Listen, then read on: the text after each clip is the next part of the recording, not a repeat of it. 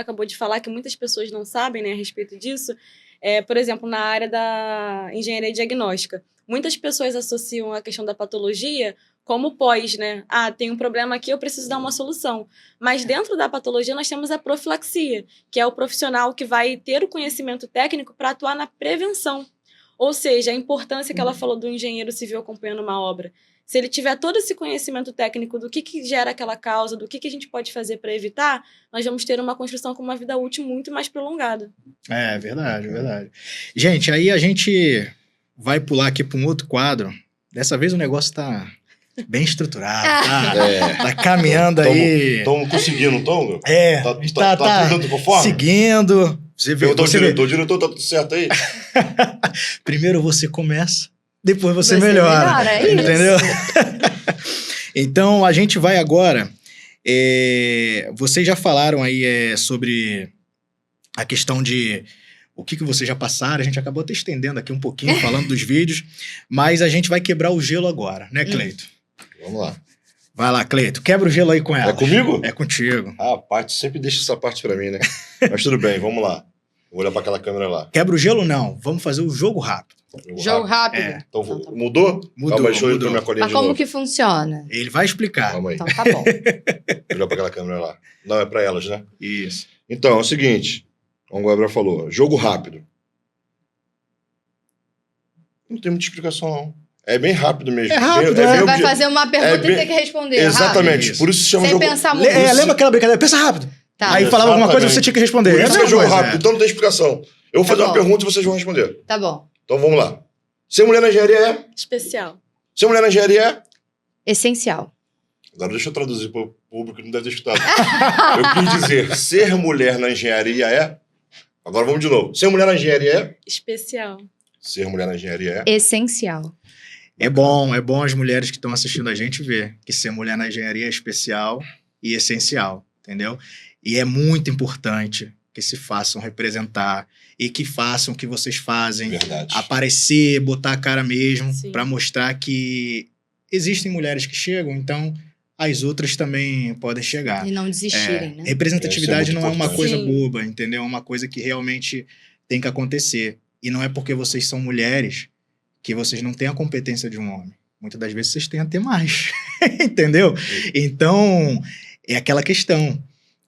Vocês são competentes, independente de ser mulher, Sexo, entendeu? exato. Dependente de sexo, dependente de qualquer coisa, entendeu? Vocês são competentes, são engenheiras civis. A gente tem que botar ali numa situação, é a engenheira, entendeu? Exatamente. O que a gente busca é exatamente isso, é ser avaliada por nossas capacidades e não por gênero, né? Ou por idade. Exatamente. Como a gente está nesse bate-papo de mulher, eu queria que vocês falassem, cada um olha para a câmera, eu acho que a câmera de vocês é aquela ali. Aqui.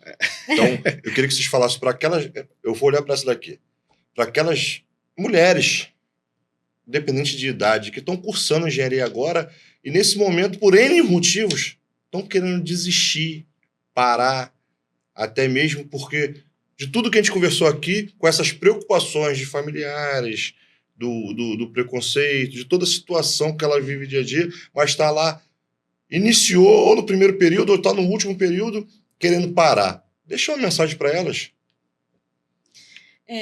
Eu queria iniciar mencionando aqui uma das primeiras mulheres que se formaram em engenharia no Brasil, que foi a Enedina Alves. Né? Então, assim, ela quebrou barreiras não só acadêmicas quanto raciais também, porque foi, além de ser a primeira engenheira, ela era negra, a primeira engenheira negra a ter se formado. E imagina o que essa mulher passou em relação ao preconceito na época dela, né, em 1947. Então, são mulheres que abriram caminho para que nós estivéssemos aqui hoje. Com certeza. E lá atrás, mesmo com toda essa dificuldade, a Enedina participou de um grande projeto que foi a Hidrelétrica do Paraná. O que eu estou querendo dizer com isso? Se com toda a dificuldade lá atrás, sem internet, sem apoio, ela conseguiu, se nós estamos aqui hoje, vocês também são capazes de chegar onde vocês querem. Então, independente de qualquer barreira, de qualquer dificuldade, não desistam do sonho de vocês, porque nós estamos aqui justamente para mostrar que é possível. Sim, e assim, vão surgir dificuldades, isso vai surgir para todo mundo.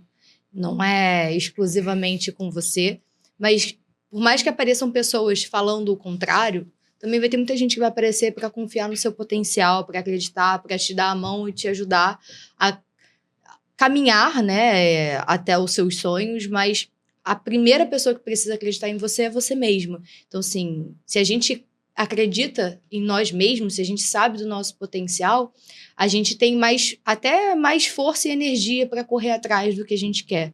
E quando você confia em si mesmo, e claro, né, sabendo das suas limitações e entendendo até onde você consegue ir, o que você precisa melhorar e estudar para conseguir atingir os seus objetivos, porque nada cai do céu também, né? Então, a gente precisa entender quais são as nossas limitações e trabalhar aquelas limitações para que você possa se desenvolver como pessoa. Mas acreditar em si mesmo é sempre o primeiro passo, porque aí as pessoas não vão ter outra escolha a não ser acreditar junto com você. Não, e é importante realmente não dar ouvidos a algumas questões. Eu acho que críticas, elas vão sempre existir. Sim. Né? Existe a crítica boa e existe a crítica ruim. Mas elas têm que existir, até porque a gente não vai ter um parâmetro de como a gente está, onde que a gente pode chegar. Mas existem muitas críticas que são maldosas. E é importante saber diferenciar elas, né? Exatamente. E assim, isso até leva para um ponto mais polêmico, que eu não sei se você, Micaela, já passou por isso, mas a questão que infelizmente existe, que é a rivalidade feminina. Isso acontece muito. Então, assim, tem a questão do machismo, tem a questão da barreira da pouca idade? Tem. Mas existe uma competição muito grande entre as mulheres. Acho que, assim, não só no mundo corporativo, também fora dele, mas é muito complicado lidar com isso. E assim, curiosamente, né, eu cresci em meio a meninos. Eu sou, tanto na família materna quanto na família paterna, eu sou a única menina dos netos, assim, da mesma faixa etária, né? Minhas primas são bem mais velhas do que eu, então eu cresci em meio aos meninos. E isso fez com que eu tivesse mais afinidade, né? Na época de escola, até por uma questão de eu gostar de futebol também. Meus amigos sempre foram, em maioria, homens. Curiosamente, as minhas amigas eu conheci na engenharia. Até curioso. Então, daí também surgiu o grupo, né? Que eu tenho das meninas.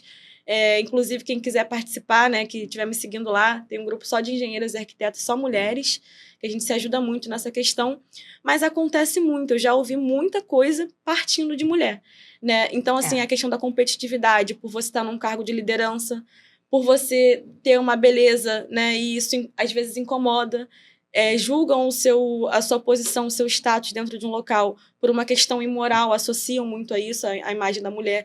Então, assim, é uma luta que a gente trava e é pouco comentado também.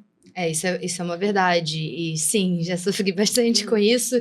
E acho que estamos ainda, infelizmente, distantes de conseguir solucionar esse problema. As mulheres, elas poderiam se ajudar muito mais do que se ajudam. E a gente acaba sofrendo com isso. Todas sofrem com isso, né? Ninguém sai ganhando quando duas mulheres começam a criar ali uma rivalidade que, às vezes, é completamente sem sentido. Elas poderiam estar se ajudando e as duas avançarem muito mais rápido, mas infelizmente isso acontece, isso é uma realidade em diversos setores, não digo nem só na engenharia, nem só no meio corporativo, mas assim, na vida, como você falou, isso ainda é muito presente. E a associação de imoralidade, falhou a minha voz, ainda é muito presente. Já sofri muito com isso no meu trabalho, de associar que eu estava em determinada posição, em determinado cargo, não porque eu era capaz, não porque eu sabia fazer o que eu faço, mas porque eu precisei fazer algo para chegar ali, né? Então, eu estive com alguém, ou foi minha proximidade com tal pessoa que me colocou ali. Então, assim, não foi eu que cheguei onde cheguei, foi alguém que me colocou naquela posição, por algum motivo que não a minha capacidade de estar ali. Sim.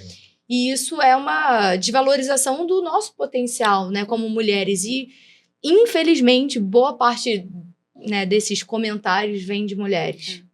Não, e assim... De outras mulheres, né? Se fosse assim, em breve não iríamos chamar a Micaela de doutora, né? É verdade. Sim. Não, e tem uma situação... a gente, como homem, né, o Cleiton também provavelmente já enxergou isso, né? Até porque a gente conversa, né? Sim. Eu tenho uma amizade com o Cleiton e a gente conversa sobre questões profissionais bastante, né? Porque a gente tem um pensamento muito parecido do que a gente quer e o caminho. Exatamente. Mas a gente, no nosso decorrer aí profissional, eu, por exemplo, já vivenciei situações que é como você falou, Micaela, é porque uma mulher X, ela é legal, muito legal, a pessoa que realmente Não faz Só maldade. por ser simpática. Isso, por ser Exatamente. simpática, a pessoa já tá ali, ó, ali é ruim. É. Aquilo ali, não tá assim, tá fazendo isso por quê? Pô, a pessoa não pode ser simpática, Exatamente. a mulher não pode ser legal, entendeu?